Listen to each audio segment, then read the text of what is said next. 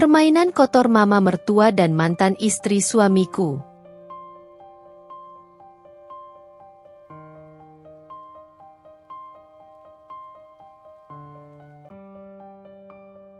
Bra! Suara gelas yang terjatuh bergema di sudut kafe yang tenang, mengundang perhatian pengunjung yang tengah menikmati kopi di malam mereka. Aku berdiri terpaku, jantungku berdegup kencang saat mataku terarah pada gelas yang jatuh dari tanganku. Airnya membasahi lantai dan celana seorang pria yang duduk di sebelahku. Maaf, Pak. Saya tidak sengaja, kataku gugup, mencoba mengambil kain lap untuk membersihkan tumpahan. Namun, tanganku bergetar. Pria itu, yang tampaknya sedang menunggu pesanannya dengan tenang, kini mengernyit. Ia mengusap noda kopi di celananya. Matanya menyipit melihat kekacauan yang kubuat. Haduh! Celana saya kotor semua ini. Desisnya dengan nada kesal. Iya, Pak, saya benar-benar minta maaf. Kataku pelan. Suaraku hampir tertelan ketakutanku sendiri. Sebelum aku sempat melanjutkan, managerku datang dengan langkah cepat, wajahnya merah padam. Ada apa ini, Zah? Suaranya memotong suasana, penuh amarah. Aku menghela napas dalam-dalam, tahu apa yang akan datang. Ini, Pak. Saya tadi nggak sengaja menjatuhkan gelas. Jawabku, mataku menunduk tak berani menatap langsung. Astaga! Managerku berbalik arah pria yang celananya basah. Pak Herlan, saya mohon maaf sebesar-besarnya. Kesalahan ini sepenuhnya tanggung jawab kami. Saya akan segera memecat karyawan ini. Sontak, jantungku hampir berhenti mendengar kata-kata itu. Dipecat? Aku baru saja beberapa bulan bekerja di sini, belum sempat menstabilkan keuanganku setelah merantau dari desa. Namun, sebelum aku sempat bereaksi, suara pria yang tadi dipanggil Herlan terdengar menenangkan situasi. Tidak usah, Pak. Tidak perlu memecat dia. Itu hanya kecelakaan kecil. Tidak apa-apa, kata Herlan dengan tenang. Aku terkejut. Tatapanku bertemu dengan matanya, dan ada sesuatu dalam cara ia menatapku. Bukan dengan marah, melainkan dengan rasa penasaran yang lembut. Oh iya, namaku Azizah. Dan tak pernah terlintas di pikiranku bahwa peristiwa kecil di kafe itu akan mengubah hidupku. Gelas yang terjatuh, tumpahan kopi, dan tatapan tajam dari seorang pria bernama Herlan adalah awal dari segalanya. Herlan, pria yang kini menjadi suamiku, bukanlah orang biasa. Dia adalah pengusaha sukses di kota besar, anak tunggal dari keluarga kaya raya, dengan ibunya, Nyonya Ratna, yang terkenal keras kepala dan arogan. Mereka berasal dari kalangan terpandang, lingkungan yang sangat berbeda dengan dunia kecilku di desa. Saat pertemuan itu, aku tak tahu banyak tentang Herlan. Hanya rumor yang sering terdengar dari karyawan kafe lain bahwa dia adalah tamu spesial, pelanggan tetap yang dihormati karena pengaruhnya. Namun, apa yang terjadi setelah pertemuan kami jauh lebih dari sekadar insiden kecelakaan kecil. Herlan saat itu sedang berada dalam masa sulit setelah pernikahannya dengan Friska, seorang wanita yang juga berasal dari keluarga terpandang, sahabat Nyonya Ratna, hancur berantakan. Friska ketahuan berselingkuh dengan mantan kekasihnya, dan Herlan sendiri yang memergoki mereka, menghancurkan segala kepercayaan yang ia miliki pada pernikahan itu. Namun, meski baru saja mengalami luka emosional dari perceraiannya, Herlan tampak tenang di depanku hari itu. Ketika managerku berteriak dan mengancam akan memecatku, Herlan seolah melihat sesuatu yang berbeda. Bukannya ikut marah seperti yang diharapkan manajer atau pengunjung lain, Herlan justru menghentikan semua keributan. Dia meminta agar aku tidak dimarahi, dan bahkan menyuruhku duduk untuk menemaninya dan berbicara padaku dengan lembut. Aku tak tahu apa yang membuatnya begitu, tapi ketika kami mulai berbincang, percakapan itu terasa mengalir dengan mudah, seolah kami sudah saling mengenal sejak lama. Oh, kamu baru bekerja di sini ya? Tanya Herlan, senyum tipis di wajahnya. Iya, Pak. Saya baru beberapa bulan di sini. Jawabku pelan, merasa canggung. Herlan tertawa kecil. Panggil saja Herlan, tidak perlu terlalu formal, ucapnya. Aku tersenyum canggung, merasa sedikit lega karena ia tampaknya tidak terlalu mempermasalahkan kejadian tadi. Percakapan kami berlanjut. Dia bertanya tentang kehidupanku, tentang bagaimana aku merantau ke kota untuk mencari pekerjaan, dan aku tanpa sadar mulai menceritakan kisah hidupku. Tentang bagaimana aku meninggalkan desa untuk mencari nafkah setelah ayahku sakit, dan keluargaku membutuhkan uang untuk biaya pengobatan. Herlan mendengarkan dengan seksama, matanya tak pernah lepas dari wajahku, seolah dia benar-benar tertarik pada setiap kata yang kuucapkan. Aku jarang bertemu orang sepertimu di sini, kata Herlan sambil menyandarkan tubuhnya di kursi. Kamu terlihat anggun dan damai. Tidak banyak orang yang punya aura seperti itu. Aku hanya tersenyum, tak tahu harus berkata apa. Perasaanku campur aduk antara bingung dan heran. Bagaimana bisa seorang pria seperti Herlan, yang terlihat begitu mapan dan berharisma, tertarik dengan sosokku yang hanya seorang pelayan kafe? Sejak hari itu, Herlan sering datang ke kafe, bukan hanya untuk minum kopi, tapi juga untuk bertemu denganku. Setiap kali dia datang, kami selalu mengobrol panjang lebar. Ada sesuatu dalam cara Herlan berbicara yang membuatku merasa nyaman, meskipun dia adalah pria yang sangat berbeda dari lingkungan tempatku dibesarkan. Hubungan kami berkembang perlahan, tanpa ada tekanan atau paksaan. Herlan seringkali memuji kesederhanaanku. Dia mengatakan bahwa di tengah gemerlap kehidupan kota yang serba mewah dan penuh ambisi, dia menemukan kedamaian dalam kejujuran dan ketulusan yang kulihatkan. Kamu berbeda dari wanita-wanita yang pernah aku temui, katanya suatu hari ketika kami duduk bersama setelah jam kerjaku selesai. Bukan hanya karena penampilanmu yang sederhana dengan jilbabmu, tapi karena cara kamu memandang hidup. Kamu menghargai hal-hal kecil, hal-hal yang banyak orang anggap sepele. Aku hanya tersenyum mendengar kata-katanya, karena bagiku, hal-hal yang kusebut kecil, itu adalah kenyataan hidupku sehari-hari. Tapi mungkin benar, di kota ini, di mana orang-orang berlomba mengejar kekayaan dan status, nilai-nilai seperti kejujuran dan kesederhanaan menjadi barang langka. Aku tidak pernah berpikir bahwa hal-hal yang aku anggap biasa justru bisa menjadi daya tarik bagi seseorang seperti Herlan. Hubungan kami terus berjalan. Herlan mulai sering mengajakku keluar setelah jam kerjaku selesai. Dia tidak pernah mengajakku ke tempat-tempat mewah atau restoran mahal. Kami lebih sering pergi ke taman kota, duduk di bangku panjang sambil menikmati sore. Herlan sering berkata bahwa ia menyukai suasana sederhana seperti itu, di mana ia bisa merasa lebih santai dan terbebas dari segala tekanan hidupnya. Zah, kadang, yang aku butuhkan hanyalah ketenangan, bukan kemewahan, dan aku melihat semuanya ada di diri kamu, katanya saat kami duduk di bawah pohon rindang suatu sore. Aku merasa nyaman berada di sampingnya, meski dalam hati kecilku, aku masih bertanya-tanya apakah hubungan ini bisa bertahan lama. Herlan berasal dari dunia yang sangat berbeda, dan meskipun ia tidak pernah mempermasalahkan latar belakangku, aku tahu bahwa keluarganya, terutama ibunya, Nyonya Ratna, mungkin tidak akan dengan mudah menerima aku. Namun, Herlan terus meyakinkanku. Dia tidak hanya menunjukkan perhatian, tetapi juga selalu ada untuk mendengarkan dan memberi dukungan. Pada saat yang sama, aku mulai merasa bahwa hubungan ini bukan hanya tentang cinta, tetapi juga tentang saling melengkapi. Aku yang sederhana dan polos dari desa, sementara Herlan yang cerdas dan tegas dari kota besar, dua dunia yang tampaknya bertolak belakang, tapi entah bagaimana bisa saling melengkapi. Suatu hari, Herlan mengajakku ke tempat yang menurutnya begitu istimewa baginya. Aku ingin menunjukkan sesuatu, katanya dengan senyum khasnya.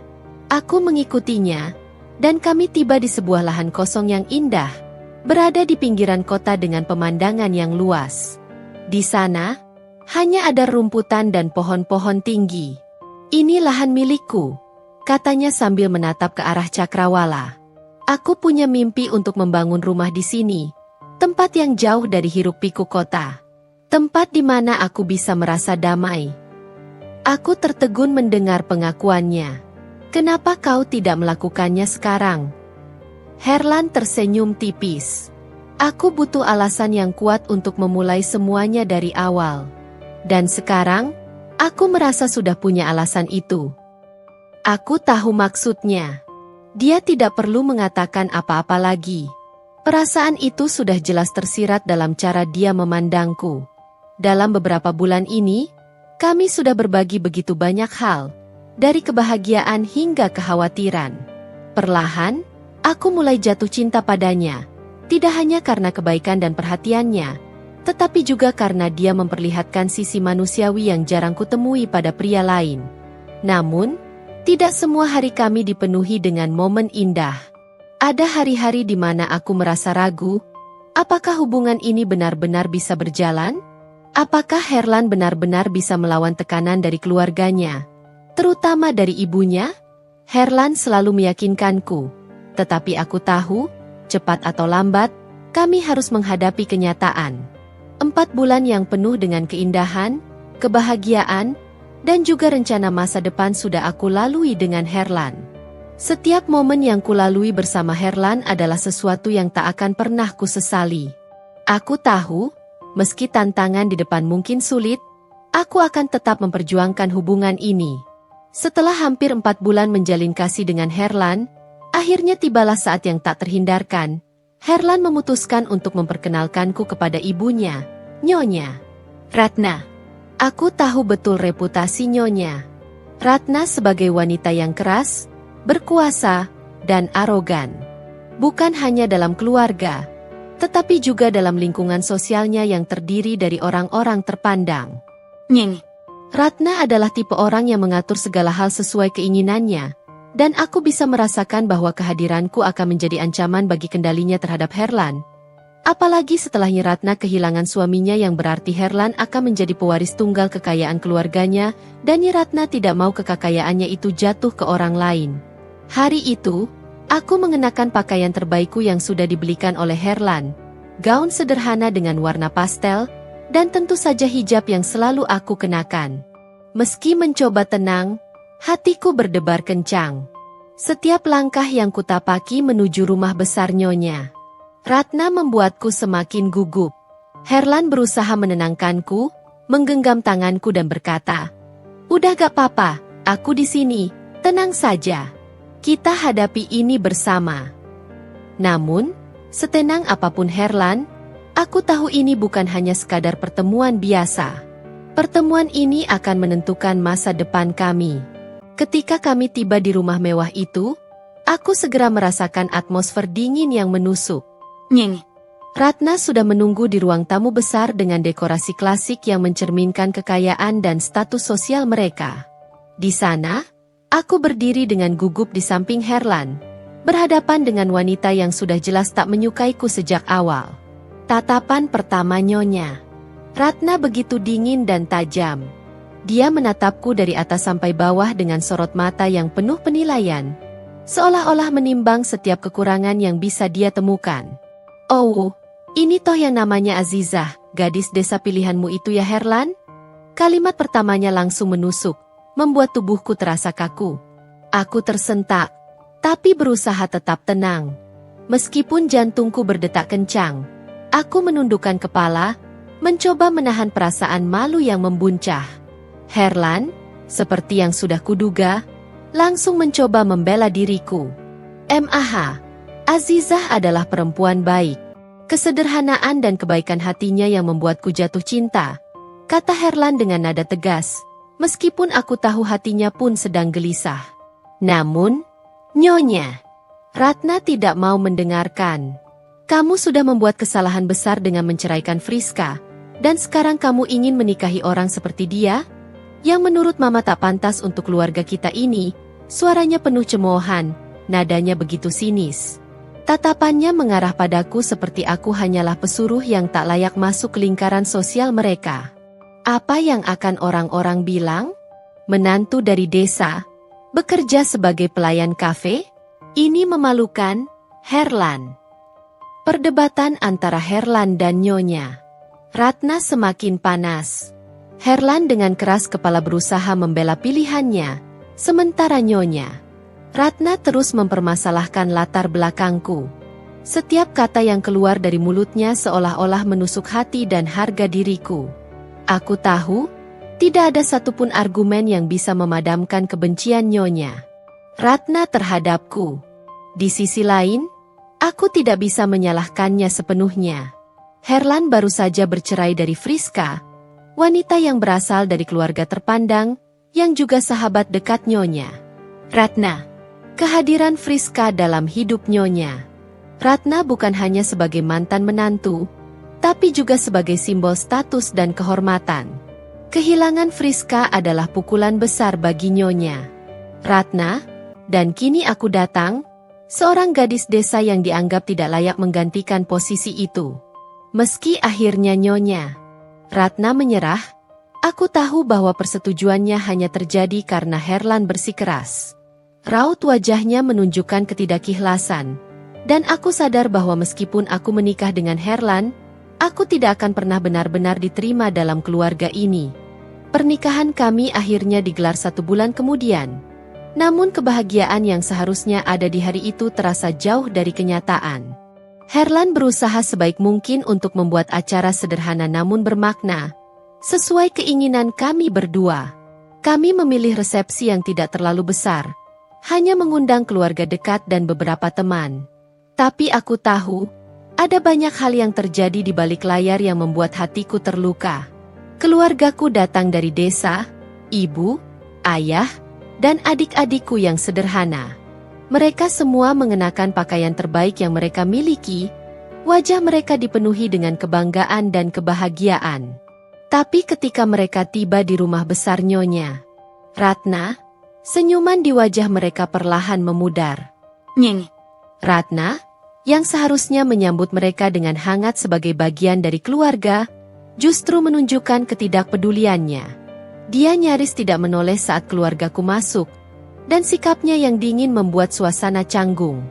Bahkan, tanpa ragu, Nyonya Ratna sengaja mengundang Friska ke acara pernikahan kami, sebuah tindakan yang jelas ditujukan untuk merusak kebahagiaan kami. Friska, dengan senyuman sinisnya, tampak menikmati setiap momen, seolah-olah dia masih memiliki tempat di kehidupan Herlan. Di depan para tamu, Nyonya Ratna tidak bisa menyembunyikan ketidaksukaannya. Setiap kali berbicara, dia selalu menyisipkan sindiran tentang latar belakang keluargaku. Keluarga dari desa memang berbeda ya, mereka tidak terbiasa dengan etika kota, ucapnya dengan nada tajam, diikuti dengan tawa kecil Friska. Aku melihat wajah ayah dan ibuku yang mulai pucat, tapi mereka berusaha tetap tenang, meski jelas merasa sangat tidak nyaman. Hatiku hancur melihat keluargaku dipermalukan di acara pernikahanku sendiri. Mereka datang dengan niat baik, penuh cinta, tapi harus menghadapi penghinaan dari orang-orang yang merasa diri mereka lebih tinggi. Aku merasa marah, sedih, dan bersalah di saat yang sama. Keluargaku tidak pantas diperlakukan seperti ini, tapi aku tidak bisa berbuat banyak. Di tengah acara, aku melihat ayahku membisikkan sesuatu kepada ibuku. Mereka akhirnya memutuskan untuk pergi lebih awal, tanpa menunggu acara selesai. "Maaf, Nak," kata ayahku lirih sebelum mereka pergi. "Kami tidak bisa tinggal lebih lama.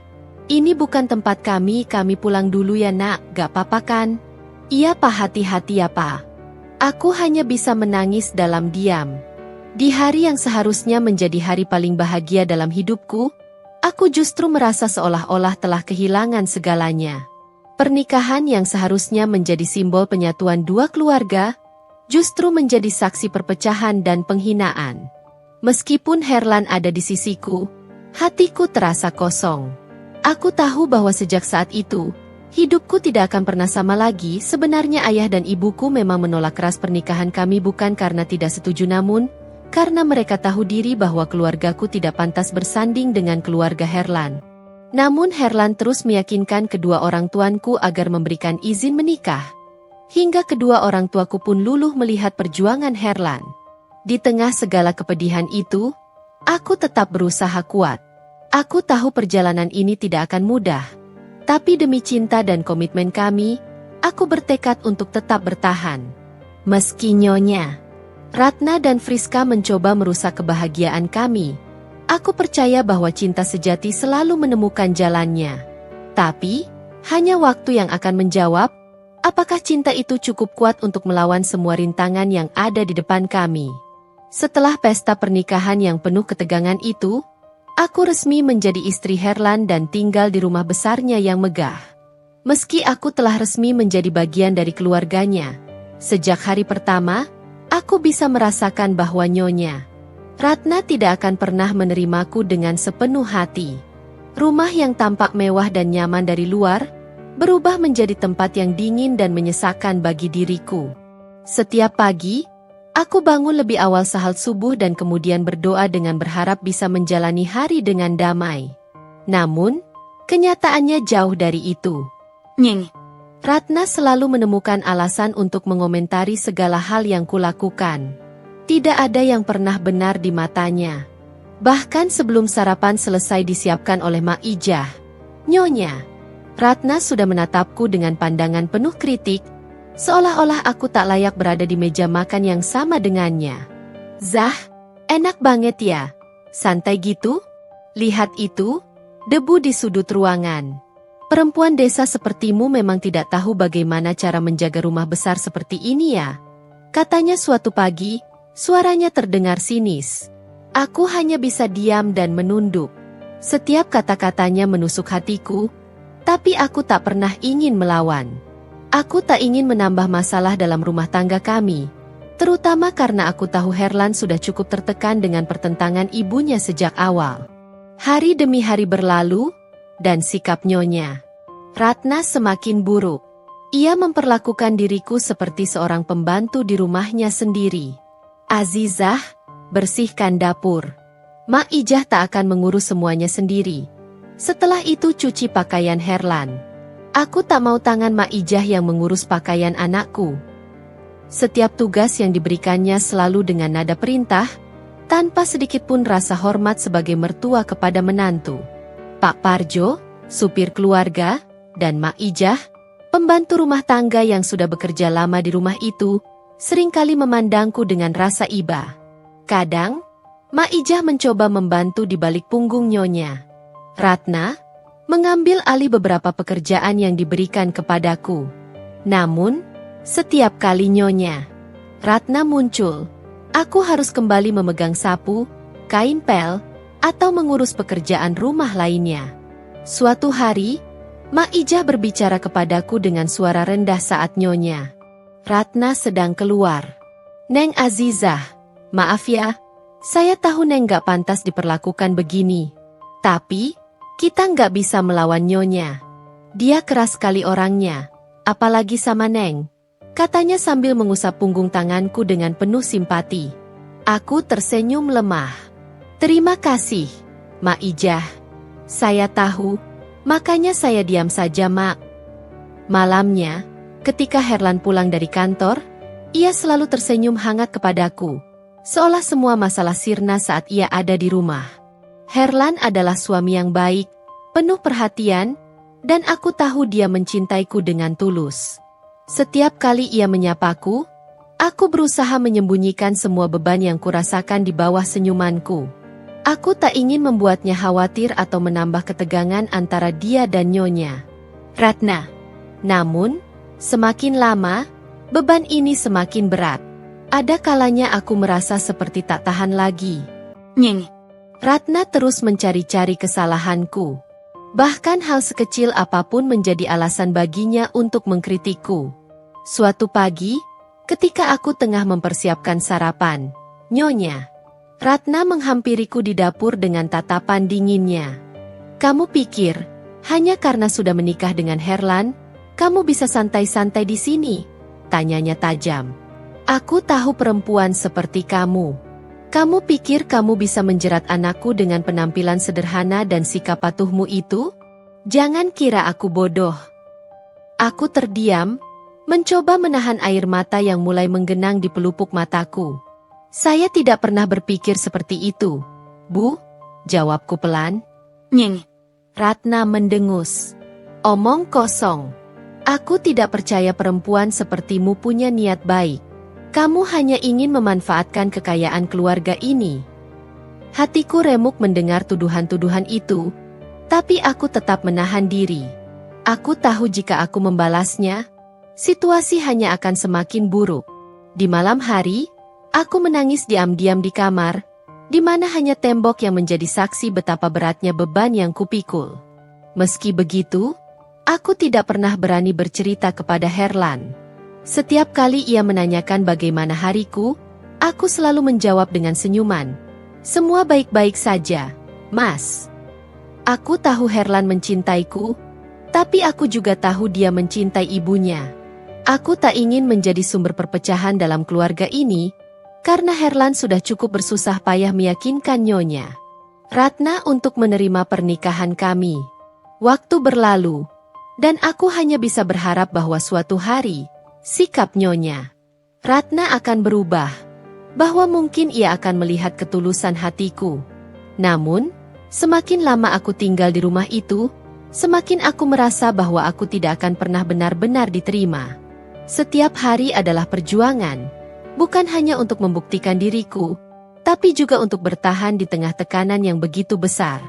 Aku mencintai Herlan dengan segenap hatiku, tapi aku mulai bertanya-tanya, sampai kapan aku bisa bertahan dalam keadaan ini? Apakah cinta kami cukup kuat untuk mengatasi kebencian dan hinaan yang terus-menerus dari ibunya? Perlahan, keraguan mulai tumbuh di dalam diriku.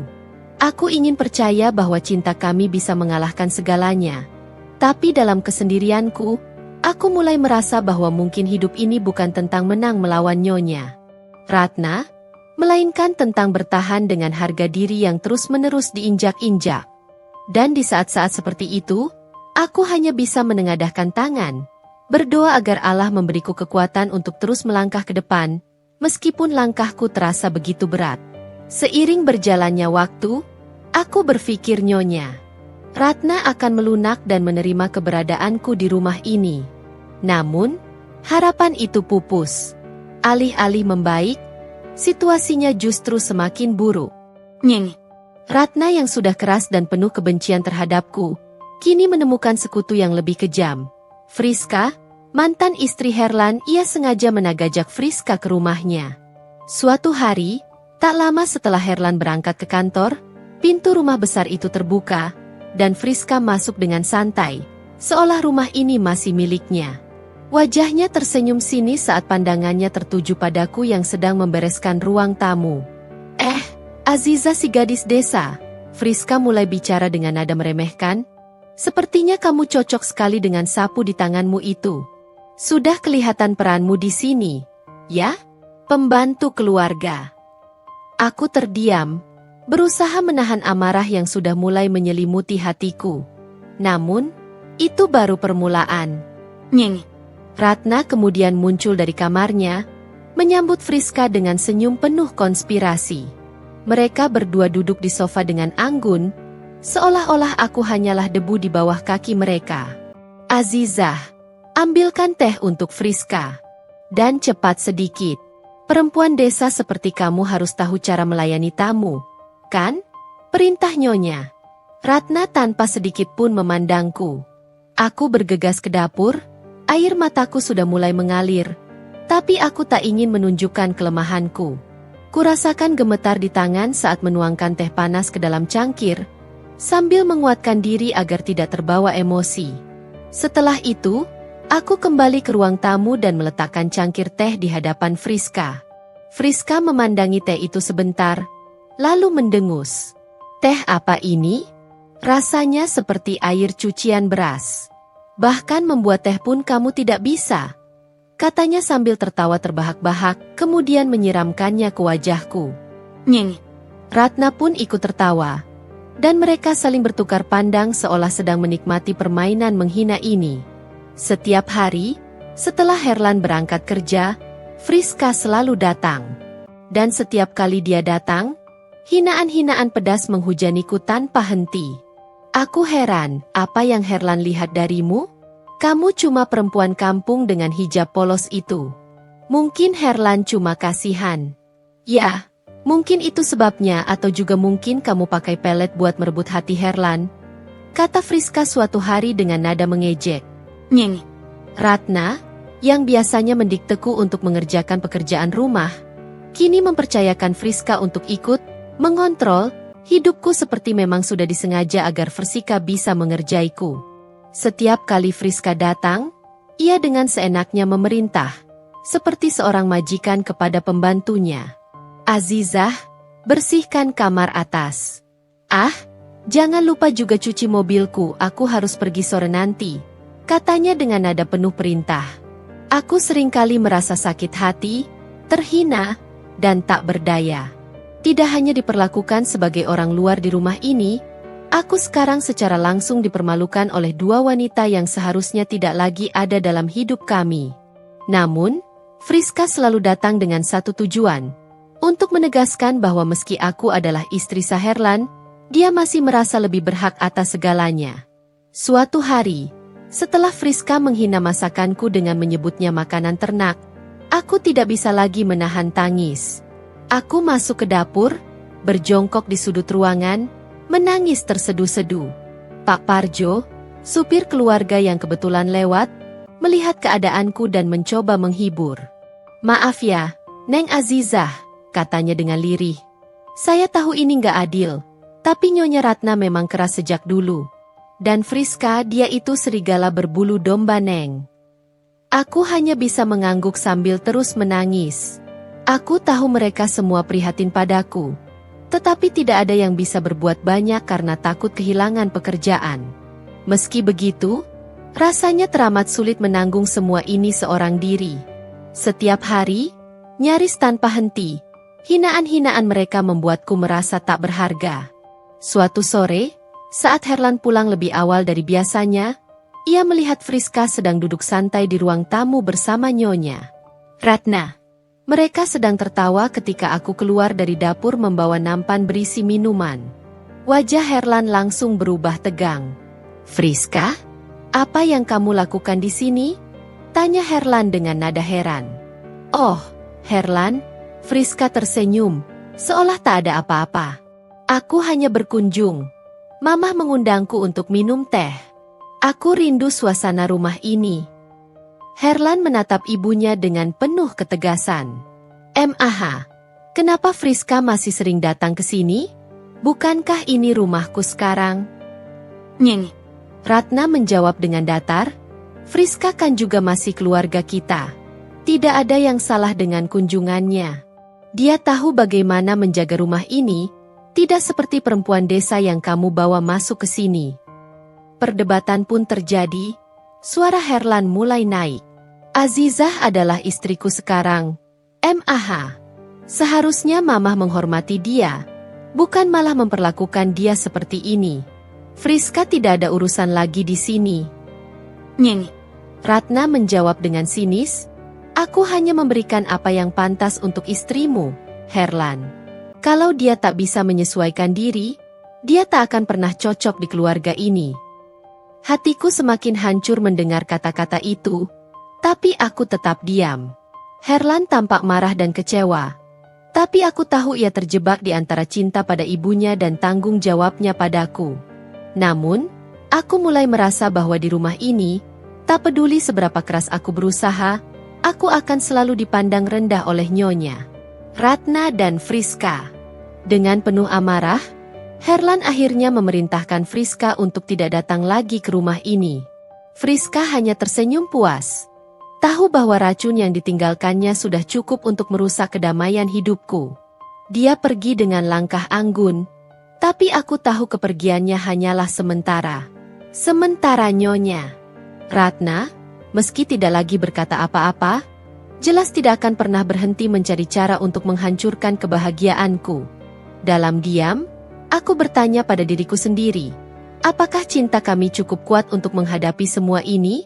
Atau aku hanya menunggu hari ketika segalanya runtuh, meninggalkan diriku yang terluka dan sendirian di dunia yang penuh kebencian ini? "Halo, selamat siang. Apakah ini dengan keluarga Pak Herlan?" Suara seorang laki-laki terdengar serius di seberang. "Iya, Pak. Saya Azizah, istri Pak Herlan," jawabku dengan suara sedikit bergetar, mulai merasa ada sesuatu yang salah. Mohon maaf, Bu. Saya dari pihak kepolisian. Ada kabar duka? Mobil yang ditumpangi Pak Herlan mengalami kecelakaan dan menabrak pembatas jalan. Saat ini Pak Herlan dalam kondisi kritis di rumah sakit. Katanya, suaranya penuh empati. Innalillahi wa inna ilaihi raji'un. Pak, saya minta alamat rumah sakitnya, biar saya segera ke sana, kataku sambil berusaha menahan tangis. Baik, Bu. Nanti alamat rumah sakitnya akan saya kirim, jawab polisi itu sebelum menutup telepon. Telepon itu datang seperti petir di siang bolong, mengguncang hatiku hingga tak tahu harus berbuat apa.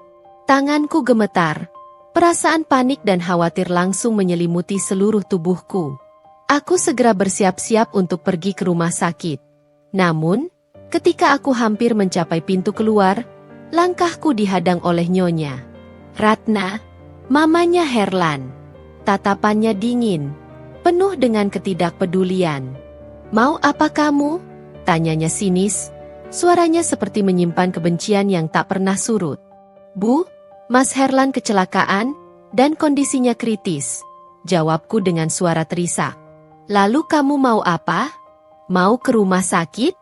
Enak sekali kamu, serunya dengan nada menghina. Saya ingin menemuinya. Bu, saya istrinya, dia butuh saya, jawabku, memohon pengertian. Nyeng. Ratna tertawa kecil, penuh dengan kebencian. Herlan kecelakaan karena kamu. Kamu itu pembawa sial. Sejak menikah denganmu, hidup Herlan jadi kacau.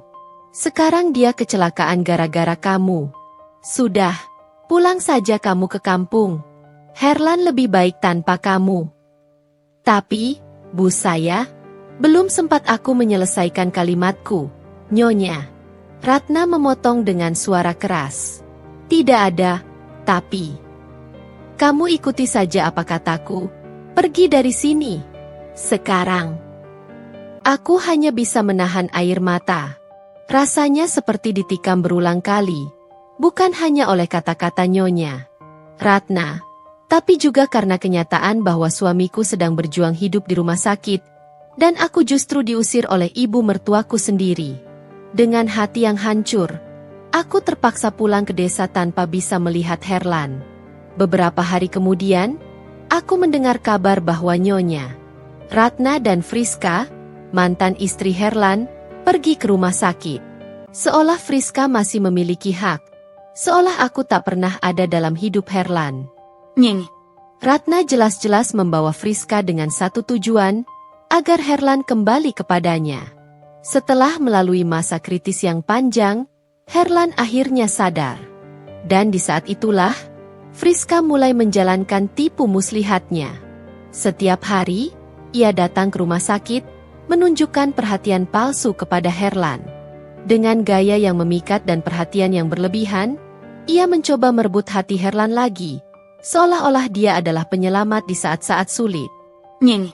Ratna pun tak henti-hentinya memuji Friska di depan Herlan, menjelekkan diriku yang menghilang, entah kemana katanya. Mereka sama-sama menyusun skenario yang membuatku seolah-olah tak peduli pada suamiku di saat dia membutuhkan dukungan. Padahal, aku diusir, disingkirkan, bahkan dihalangi untuk bertemu dengan suamiku sendiri. Suatu hari, Herlan akhirnya menghubungiku. Suaranya penuh kemarahan dan kebingungan. Azizah, di mana kamu? Kenapa kamu tidak datang ke rumah sakit? Mama bilang kamu pulang ke desa tanpa kabar. Friska ada di sini setiap hari untuk menemani. Sementara kamu kemana? Aku terdiam, tidak tahu harus berkata apa. Kebenaran terasa begitu pahit. Mas, aku tidak bisa ke sana. Mamamu? Suaraku terhenti. Aku tidak tahu bagaimana menjelaskan semuanya. Nyeng. Ratna sudah begitu lihai menutup jalan bagiku untuk mendekat. Herlan semakin marah. Kamu bahkan tidak peduli. Aku hampir mati. Dan kamu malah meninggalkanku? Friska ada di sini. Dia peduli padaku. Tapi kamu... Hatiku tersayat mendengar kemarahan itu. Aku ingin menjelaskan semuanya. Tetapi Herlan tidak memberikan kesempatan. Dia sudah terpengaruh oleh tipu daya mamanya dan Friska, dan aku semakin tenggelam dalam ketidakberdayaan. Di rumah sakit, Nyonya. Ratna terus menekan Herlan untuk berpikir bahwa aku tak layak untuknya. Bahwa aku hanyalah pengganggu dalam hidup mereka, dan Friska adalah satu-satunya yang pantas mendampinginya. Hari demi hari, aku dipinggirkan, diabaikan, dan perlahan tapi pasti, Friska mulai mengisi ruang yang seharusnya menjadi milikku. Sementara aku, di desa, hanya bisa menangis dalam kesepian, menunggu suamiku kembali mengenalku, menunggu keajaiban yang mungkin tidak akan pernah datang. Selama seminggu aku di desa, mencoba meredakan pikiran setelah semua masalah yang kualami di rumah besar Herlan. Ketika berita yang selama ini kutakutkan akhirnya tiba, aku tahu saat ini segalanya akan semakin sulit. Herlan sembuh dari kecelakaan, dan dia bersama Nyonya Ratna akan datang menemuiku di desa. Kabar itu membuat perasaanku campur aduk, antara khawatir, takut, dan cemas akan apa yang terjadi nanti. Siang itu, saat ponselku berdering, aku sudah tahu siapa yang menelepon. Nama Herlan muncul di layar, membuat hatiku bergetar. Dengan tangan gemetar, aku menjawab telepon. "Assalamualaikum, Mas," kataku pelan. "Waalaikumsalam, Zah. Aku sudah sembuh. Besok aku dan Mama akan ke desa untuk menemuimu." Suaranya tegas, tanpa basa-basi. "Besok?" tanyaku dengan ragu, meski aku sudah tahu jawabannya. "Iya, besok. Aku ingin kita selesaikan ini. Mama juga ikut. Dia ingin bicara denganmu." Perasaanku semakin tak menentu. Herlan terdengar tegas, tapi ada nada dingin dalam suaranya. "Aku tahu ini bukan pertanda baik." "Baik, Mas. Aku akan menunggumu," jawabku sambil menelan ludah. Aku tak bisa mengelak dari pertemuan ini, meskipun bayangan akan apa yang bakal terjadi terus menghantuiku sepanjang malam. Pagi harinya, aku berdiri di depan rumah, menanti kedatangan mereka. Dari kejauhan, terlihat mobil mewah hitam meluncur perlahan mendekati halaman rumahku. Degup jantungku semakin kencang. Mobil itu berhenti, dan Herlan turun lebih dulu, disusul oleh Nyonya Ratna. Wajah Herlan terlihat datar, namun aku bisa merasakan amarah yang dia tahan. Di belakangnya, Nyonya Ratna berjalan dengan angkuh, seperti biasa. "Azizah," panggil Herlan singkat. Aku mendekat dengan langkah hati-hati. "Selamat datang, Mas." "Bu," sapaku, mencoba terdengar tenang meskipun di dalam dadaku ada badai yang berkecamuk. "Nyenyi." Ratna tidak menjawab, hanya menatapku dengan pandangan merendahkan seperti biasa. Tanpa ada basa-basi, Herlan langsung berkata, "Kita perlu bicara di dalam." Aku mengangguk lemah, lalu mempersilakan mereka masuk ke dalam rumah. Kami duduk di ruang tamu, suasana yang sangat tegang menyelimuti. Aku duduk berhadapan dengan mereka berdua, mencoba tetap tenang. Herlan memandangku dengan tatapan tajam. "Azizah, aku ingin penjelasanmu sekarang. Kenapa kamu menghilang setelah kecelakaan? Kenapa kamu tidak pernah datang menemuiku? Apa kamu benar-benar tidak peduli pada suamimu yang hampir mati?" Suaranya terdengar sangat dingin, penuh dengan tuduhan yang menyakitkan. Dadaku sesak mendengar tuduhannya. "Mas, aku tidak pernah meninggalkanmu. Justru Mama mengusirku, menyuruhku pulang ke desa dan melarangku menemuimu di rumah sakit." Jawabku dengan suara bergetar. Namun Herlan tak mau mendengar. Berhenti mencari alasan. "Zizah, apa kamu tahu bagaimana rasanya bangun dari koma dan mendengar bahwa istrimu tidak pernah sekalipun datang menjenguk?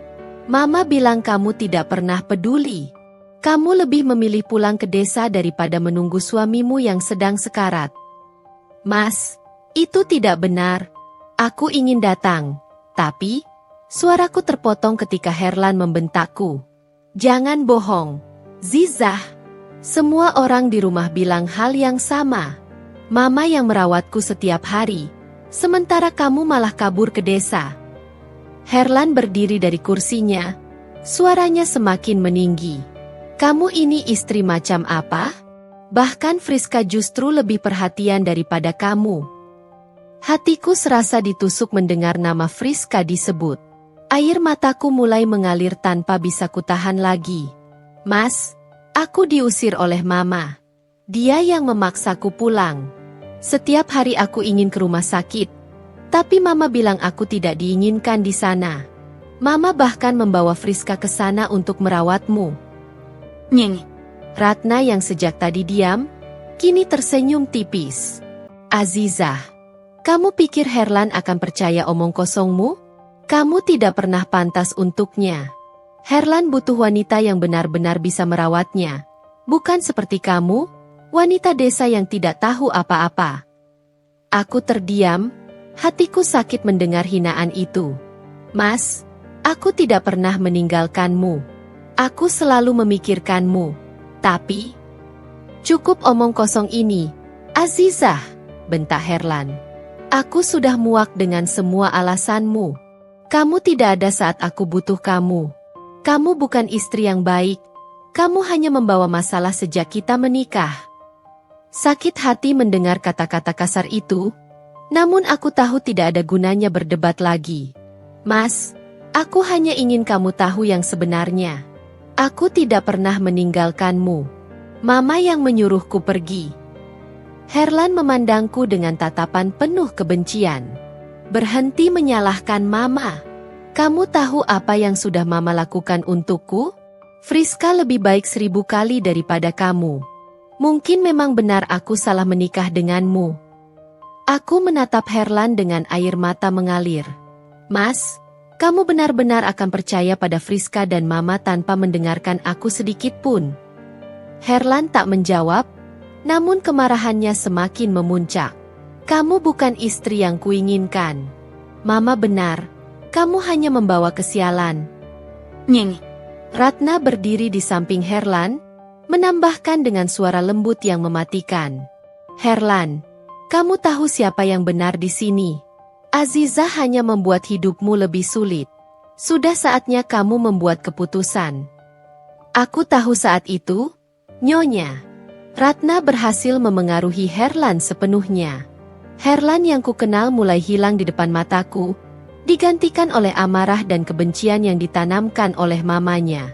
Ketika Herlan berbalik dan berjalan menuju pintu, aku hanya bisa menatapnya dengan perasaan hancur.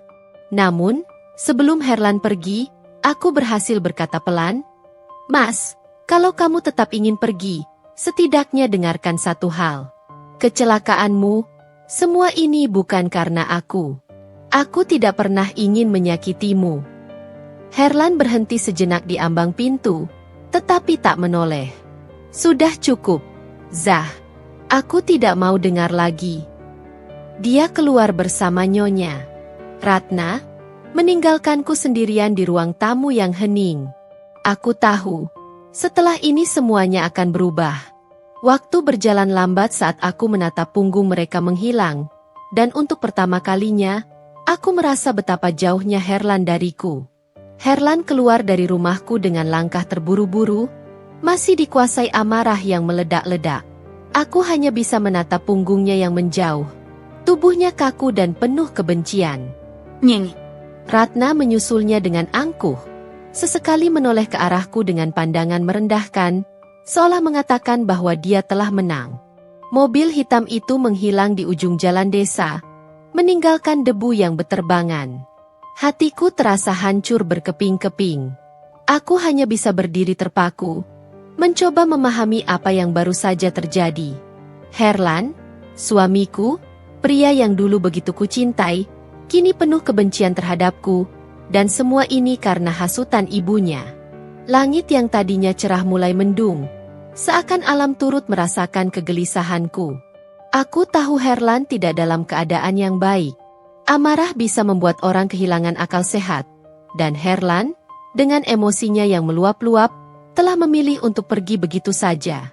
Tak lama setelah itu, suara deru mesin mobil yang melaju cepat memecah kesunyian desa. Warga desa yang duduk-duduk di warung, mulai memperhatikan mobil hitam yang dipacu dengan kecepatan tinggi itu. Di tengah perjalanan, entah bagaimana, sesuatu terjadi. Mungkin karena kemarahan yang membutakan, atau mungkin juga karena keadaan jalan yang licin setelah hujan semalam, mobil Herlan tiba-tiba oleng. Warga yang melihat kejadian itu berteriak panik ketika mobil hitam itu menghantam pembatas jalan dengan keras. Braak! Dentuman keras menghentikan langkahku.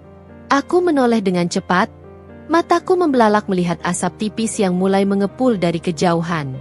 Suara kecelakaan itu menggema di seluruh desa, membuat semua orang terkejut. Azizah! Azizah! Teriak seorang warga yang berlari ke arahku dengan napas terengah-engah. Itu mobil suamimu. Dia kecelakaan di dekat tikungan. Darahku mendadak terasa membeku. Tanpa berpikir panjang, aku berlari sekuat tenaga menuju lokasi kecelakaan, diikuti oleh beberapa warga desa yang sudah terlebih dahulu menuju sana. Saat tiba di tempat kejadian, pemandangan yang kulihat membuat jantungku seakan berhenti berdetak. Mobil hitam Herlan terjepit di antara pembatas jalan dan pohon besar di pinggir jalan.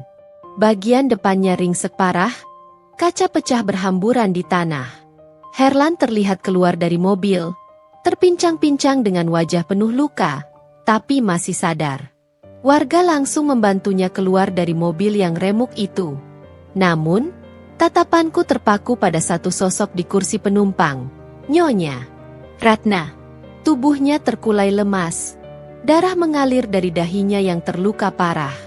Dia tampak tidak sadarkan diri, dan nafasnya sangat lemah. Mas Herlan. Nyeng. Ratna. Teriakku sambil berlari mendekati mereka. Herlan yang masih dalam keadaan syok, hanya bisa menatap ibunya dengan tatapan kosong. Mama, bisiknya pelan. Tangannya gemetar ketika dia mencoba menyentuh wajahnya Ratna yang berlumuran darah. Warga desa segera membantu mengeluarkan Nyonya Ratna dari dalam mobil, menidurkannya di pinggir jalan. Seorang warga lain bergegas menelepon ambulans. Aku berlutut di samping Nyonya Ratna. Hatiku berdebar kencang melihat kondisinya yang kritis. Nyonya Ratna, bertahanlah. Aku menggenggam tangannya dengan erat, berharap dia bisa mendengarku. Herlan berdiri di sampingku, masih terlihat linglung. Matanya merah, penuh dengan rasa bersalah yang mendalam. Ini salahku, Mama. Suaranya terdengar patah-patah. Aku menatapnya sebentar.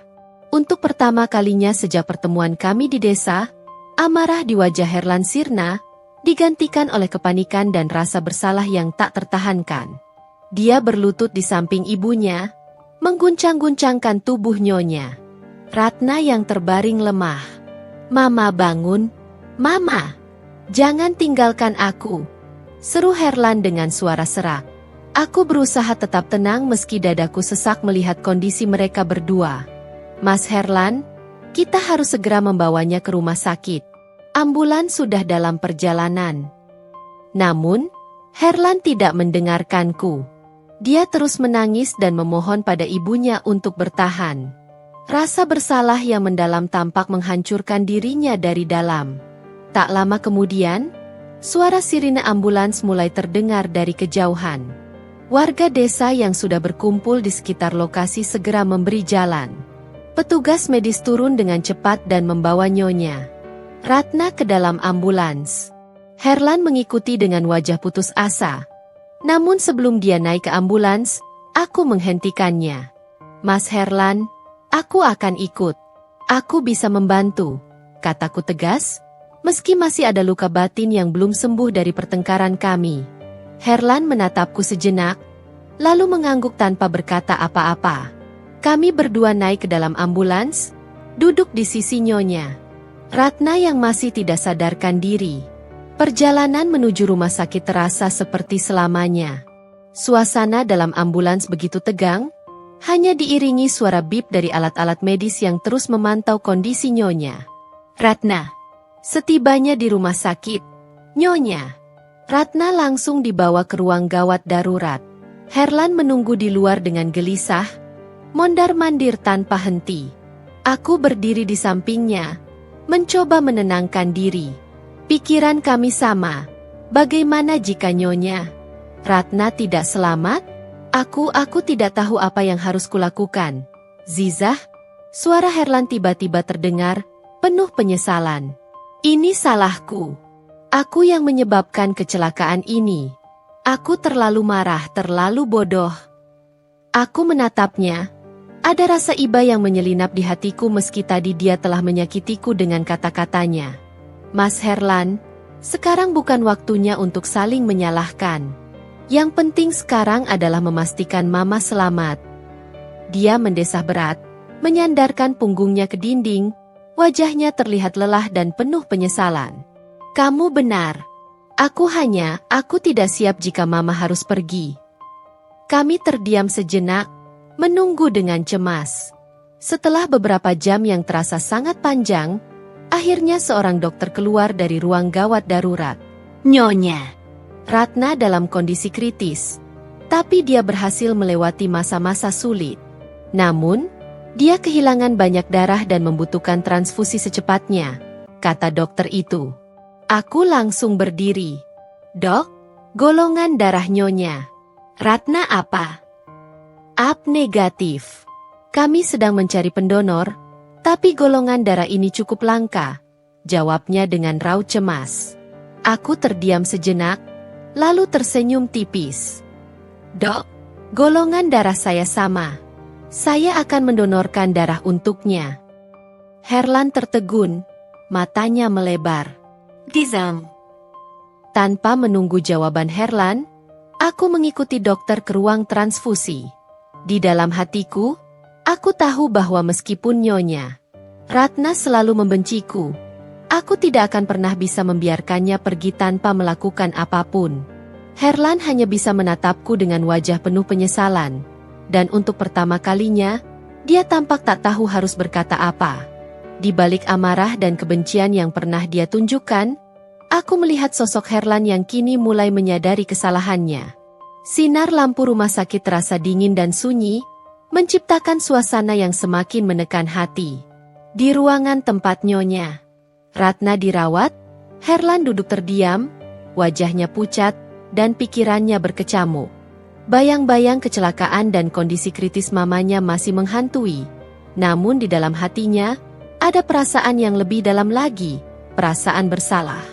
Perasaan yang terus tumbuh sejak dia melihat aku dengan tenang menawarkan darahnya untuk menyelamatkan nyawa mamanya. Meskipun hubungan kami tadi telah hancur oleh kebencian. Halo, selamat siang. Apakah ini dengan keluarga Pak Herlan? Suara seorang laki-laki terdengar serius di seberang. Di tengah lamunannya, langkah kaki yang berat mendekat. Pak Parjo, sopir keluarga Herlan, dan Mak Ijah, pembantu rumah tangga yang setia, berjalan mendekat dengan raut wajah penuh kekhawatiran dan ketidakpastian.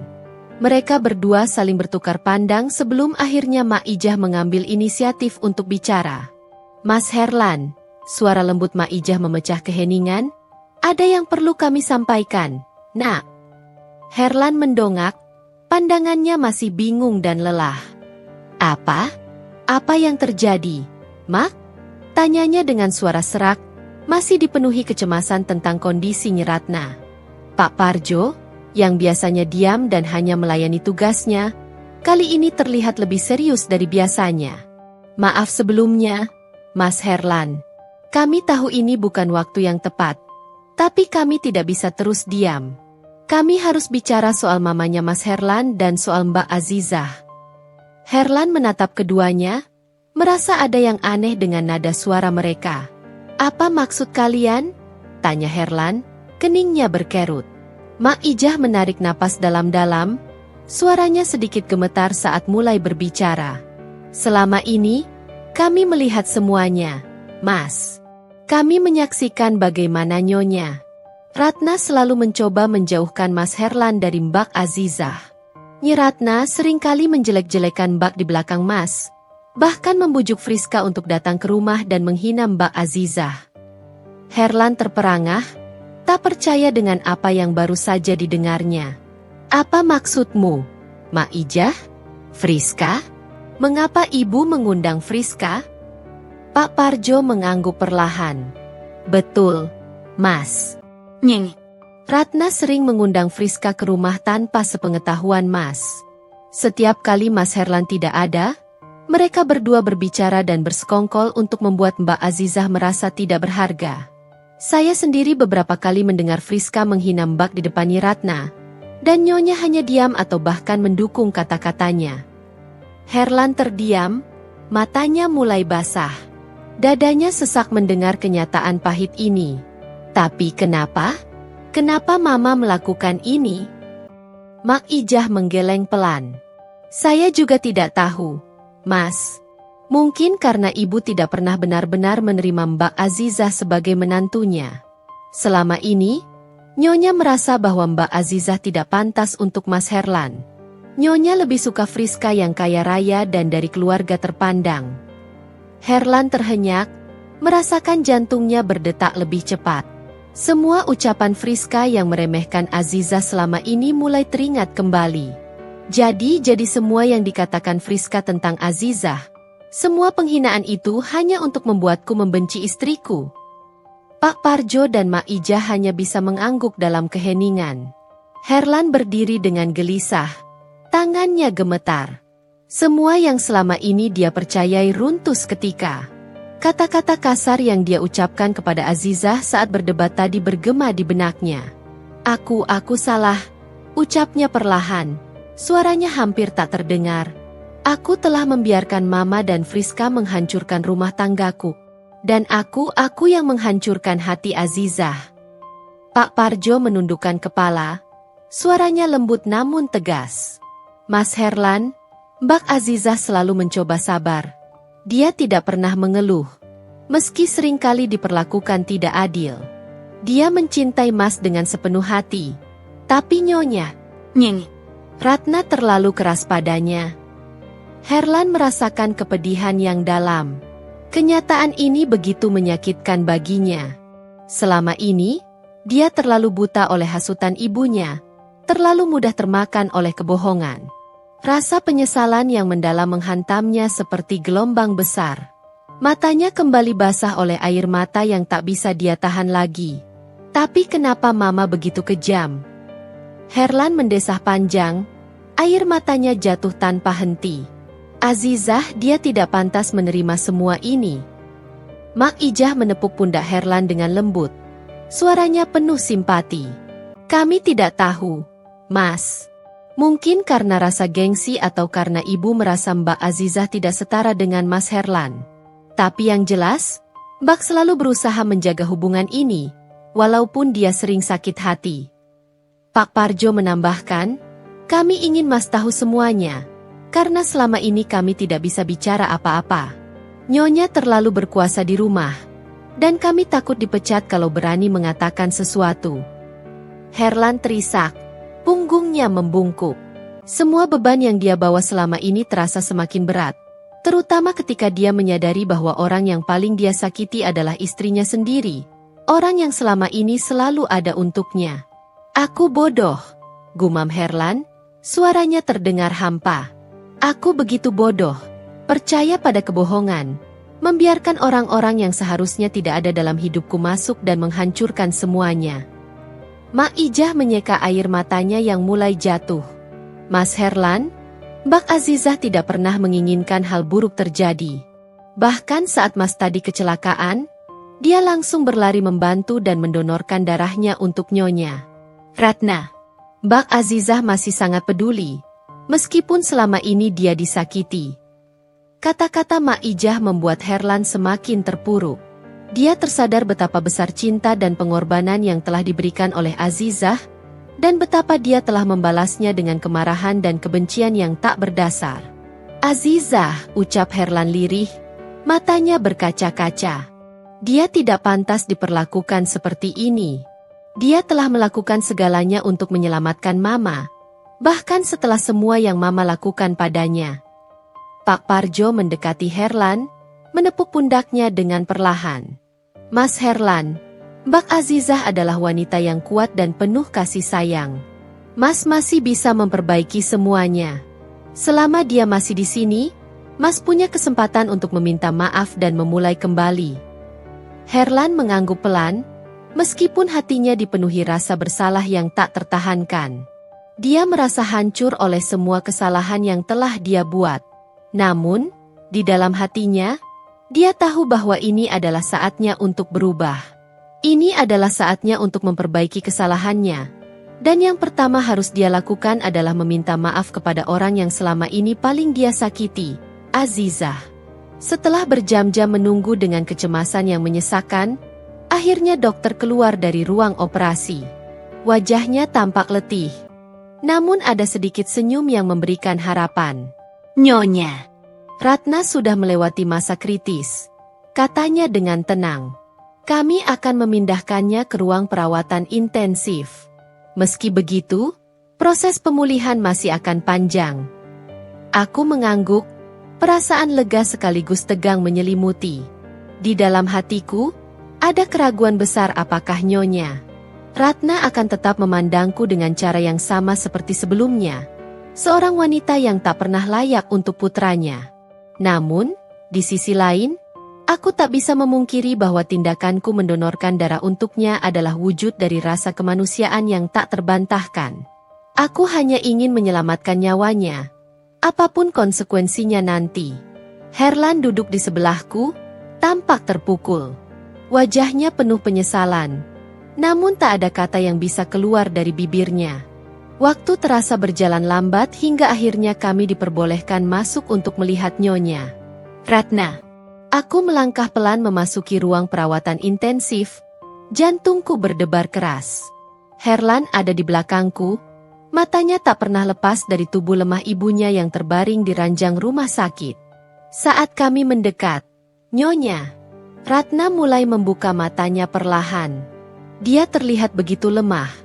Namun ada sesuatu di tatapan matanya yang terasa berbeda. Sejenak dia memandangku, lalu kepada Herlan, seolah mencoba mengingat apa yang terjadi. Mama, suara Herlan bergetar saat memanggilnya. Mencoba menahan emosinya. Mama sudah siuman. Nyeng. Ratna menatap putranya dengan mata yang mulai berair. Perlahan-lahan, wajahnya berubah. Dari kebingungan menjadi kesedihan yang dalam. Dia kemudian memandangku, dan aku bisa merasakan tatapan yang penuh rasa bersalah dari wanita yang selama ini selalu keras kepadaku. Perasaan asing merayap di dadaku ketika air mata mulai menetes dari pipinya. Aku dengar suara Nyonya Ratna bergetar, hampir tak bisa didengar, tapi aku tahu apa yang dia coba sampaikan. Kamu menyelamatkanku. Aku mengangguk pelan, tak tahu harus berkata apa. Dalam hati, aku merasa getir. Bagaimana bisa seseorang yang telah menaruh kebencian padaku selama ini sekarang meminta belas kasihanku? Namun, rasa kemanusiaanku mengalahkan segalanya. Aku tahu, meski terluka secara emosional, tak ada yang lebih penting saat itu selain menyelamatkan nyawa. Nyeng. Ratna terdiam sejenak. Tangan lemah yang bergetar mencoba meraih tanganku. Ketika kulit kami bersentuhan, ada perasaan campur aduk yang menyelimuti. Perlahan-lahan, dia mulai berbicara lagi. Suaranya sangat pelan dan dipenuhi rasa bersalah. Aziza, maafkan Mama. Maafkan semua yang telah Mama lakukan, Mama. Mama tidak pernah bermaksud menghancurkanmu. Aku terdiam. Kalimat itu terdengar begitu asing di telingaku. Permintaan maaf dari Nyonya Ratna, wanita yang selama ini selalu memperlakukanku dengan dingin dan kasar. Air mata mulai menggenang di mataku, namun aku tetap berusaha kuat. Herlan, yang sedari tadi berdiri di sebelahku, tiba-tiba berlutut di hadapanku. Azizah. Suaranya terdengar serak, dipenuhi dengan rasa bersalah yang mendalam. Aku juga maafkan aku. Dia terisak, tangannya menggenggam erat tanganku. Aku tak pernah tahu semua yang terjadi, semua yang kulakukan padamu.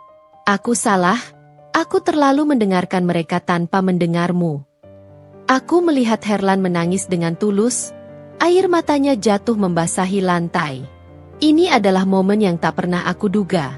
Herlan, suamiku, akhirnya menyadari segala kesalahan yang telah dia perbuat selama ini. Rasa sakit yang aku rasakan setiap kali dia menyalahkanku. Setiap kali dia mempercayai kebohongan yang dibuat oleh ibunya dan Friska, kini perlahan-lahan tergantikan dengan rasa lega. Namun, di sisi lain, rasa perih dari luka yang telah lama tersimpan masih belum sepenuhnya hilang. Nyeng. Ratna, yang masih lemah, berbicara lagi, kali ini dengan lebih banyak air mata yang mengalir di pipinya.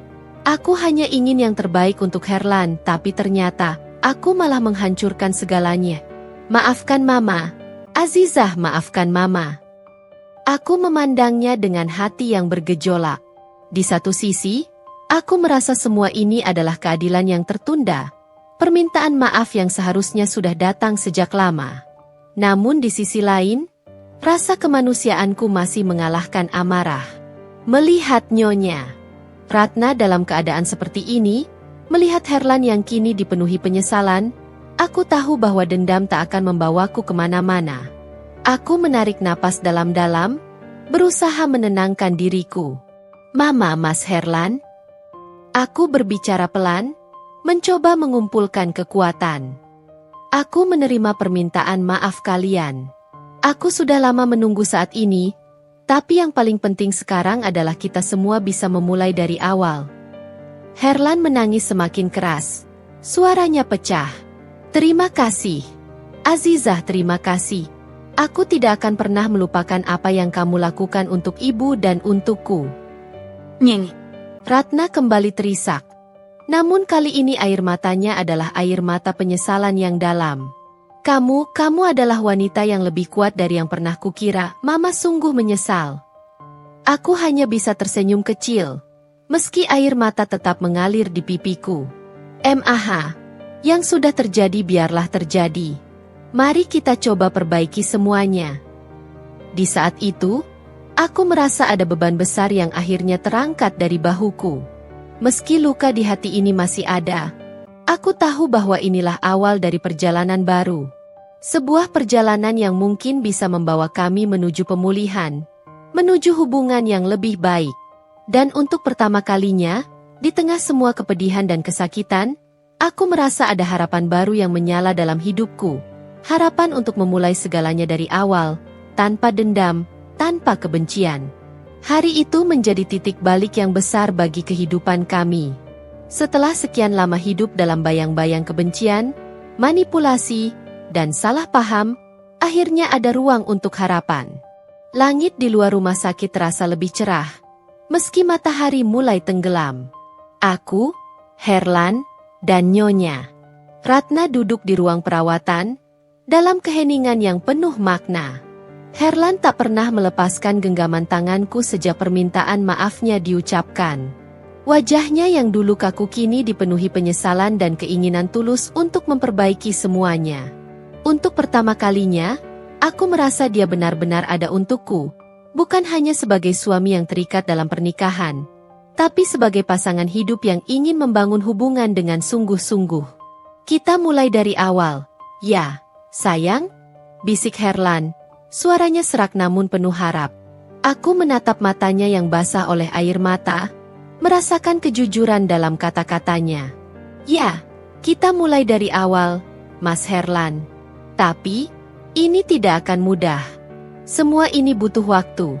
Jawabku dengan lembut, namun tegas. Herlan mengangguk, menyadari bahwa proses pemulihan bukanlah hal yang instan. Aku siap. Aku akan buktikan padamu bahwa aku bisa berubah. Katanya dengan nada yang lebih yakin. Nyeng.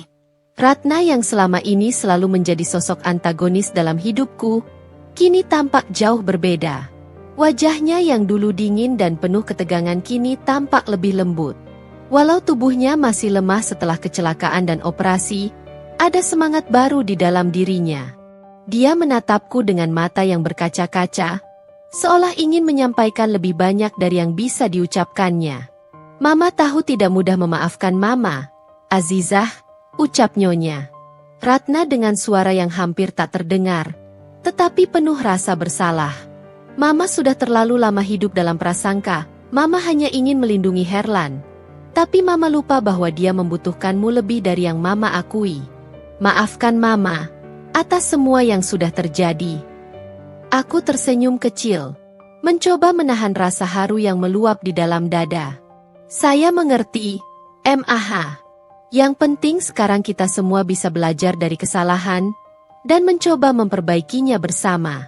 Kita semua pantas untuk memulai lembaran baru. Hari-hari setelah pertemuan itu penuh dengan pembelajaran dan refleksi. Herlan, yang dulu sering terpancing emosi dan terlalu bergantung pada mamanya, kini mulai belajar untuk mengambil keputusan sendiri. Dia mulai melihatku sebagai partner, bukan lagi seseorang yang harus dibuktikan kesalahannya. Kami memutuskan untuk tinggal di rumah kecil di pinggiran desa, jauh dari hiruk-pikuk kota dan segala drama yang dulu melingkupi hidup kami. Nyeng. Ratna, yang perlahan pulih dari cederanya, juga mulai berubah. Dia sering mengunjungi kami, bukan lagi dengan sikap menghakimi, tetapi dengan niat untuk lebih memahami kehidupan kami. Hubungan kami tidak serta-merta berubah sempurna. Ada hari-hari di mana kami masih saling canggung, tetapi ada juga momen-momen di mana aku bisa melihat bahwa dia sungguh-sungguh mencoba untuk menerima dan menghargai kehadiranku dalam kehidupan Herlan. Azizah, apa kamu keberatan kalau Mama datang besok membawa makan siang untuk kita semua? Tanyanya suatu sore, sesuatu yang dulu tak pernah terbayangkan. Aku tersenyum dan mengangguk, senang melihat usaha yang dia lakukan. Waktu berjalan, dan perlahan-lahan, rumah tangga kami mulai menemukan ritmenya sendiri. Setiap hari adalah kesempatan baru untuk memperbaiki hubungan, baik antara aku dan Herlan, maupun dengan Nyonya Ratna. Ada banyak luka yang masih perlu disembuhkan, banyak kata yang masih harus diucapkan, tetapi kami bergerak maju. Aku tak lagi merasa sendiri, dan Herlan kini benar-benar menjadi suami yang bisa kuandalkan. Hari itu, di sebuah sore yang tenang, kami bertiga duduk di teras rumah, memandangi hamparan sawah yang menghijau di depan mata. Angin sore berhembus lembut, membawa kesejukan yang menenangkan. Herlan menggenggam tanganku erat, sementara Nyonya Ratna duduk di sebelahnya. Sesekali tersenyum kecil ke arah kami. Aku masih ingat saat pertama kali datang ke desa ini, kata Herlan tiba-tiba, memecah keheningan. Aku datang dengan marah, penuh dengan prasangka. Tapi, di sini aku justru menemukan diriku yang sebenarnya. Terima kasih, Azizah, karena sudah bertahan untukku. Aku menatapnya, dan dengan senyum yang tulus, aku menjawab, aku juga berterima kasih karena kamu mau berubah, Herlan. Kita masih punya banyak waktu untuk membuktikan segalanya. Bersama. Nyeng. Ratna, yang biasanya hanya diam dalam percakapan seperti ini, menambahkan dengan suara pelan namun mantap, dan Mama akan memastikan untuk menjadi bagian dari perjalanan baru ini. Mama ingin memperbaiki semuanya, bersama kalian. Kami bertiga terdiam, menikmati momen kebersamaan yang terasa begitu berarti. Di tengah semua yang pernah terjadi, Mama menyadari bahwa kami telah menemukan sesuatu yang lebih kuat dari sekadar pengampunan. Kami menemukan kesempatan untuk benar-benar memulai dari awal. Sebuah awal baru yang dipenuhi dengan harapan, kasih sayang, dan komitmen untuk menjadi keluarga yang lebih baik. Hari itu, di bawah langit sore yang cerah, Mama merasa bahwa meski perjalanan ini masih panjang, kami sudah berada di jalan yang tepat. Tanpa dendam, tanpa kebencian, hanya cinta dan niat untuk terus bersama, membangun masa depan yang lebih baik.